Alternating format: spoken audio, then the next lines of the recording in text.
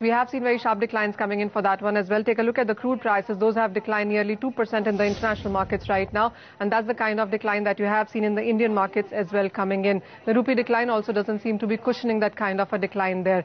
Ditto is the case with the gold prices as well. 1.5% of a cut coming in for that one too. And nearly 1% of a decline coming in for the copper prices as well. So yes, the declines are across board as the markets would have expected after the Fed statements there. Let's get in then Hitesh Jain from IIFL, and he joins us on the show with his strategies on all of those commodities. Hitesh, hi, welcome. What's your sense now coming in for copper? $6,800 per ton. Are you looking at further weakness? I see, needless to mention that we have a weak underlying demand scenario and poor macroeconomic numbers in China.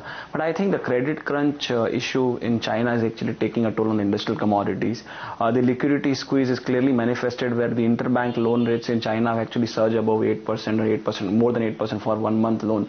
So I think that is taking a toll on the industrial commodities, and it has quite ramifications on the metals markets, because it adversely impacts the metal financing deals where you could see lower import numbers, especially Chinese import numbers during the next 2 months. So that is actually taking a toll on industrial commodities, and we would eventually see LME copper prices drifting lower. Even 6,500 cannot be ruled out in the coming weeks. So we remain bearish on copper and other non-ferrous metals as well.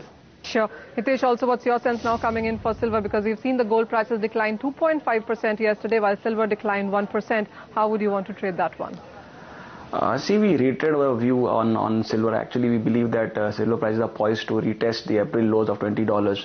And interestingly, on the MCX as well, regardless of the rupee depreciation, we have seen silver prices finding it difficult to breach 44,600 on a closing basis. On several occasions, we've reached 44,400, 44,500, but not breach those levels. So I think the selling pressure would remain intact and would again drift below 4,300 in the coming weeks. So today as well, we remain bearish on silver, and eventually we would see a southward journey remaining intact.